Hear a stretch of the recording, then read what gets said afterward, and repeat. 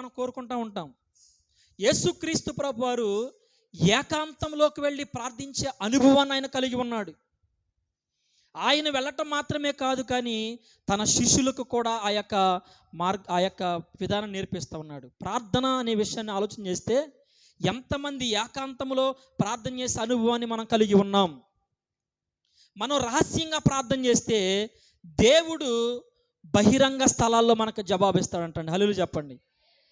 ఒక దైవజనుడు ఈ మాట మనతోటి బోధించాడు. ఆయన రహస్య స్థలంలో ఏకాంతంలో ఉండి నువ్వు ప్రార్థన చేసినప్పుడు నీ రిజల్ట్, నీ జవాబు ఎక్కడ దొరికిద్దంటే బహిరంగంగా దేవుడు నిన్ను హెచ్చిస్తాడు. నేను ఎవ్వరూ పట్టించుకోవట్లేదు, నన్ను ఎవ్వరూ పట్టించుకోవట్లేదు, నా భవిష్యత్తు ఏంటి, నా లైఫ్ ఏంటి నువ్వు కృంగిపోతూ ఉండవచ్చు.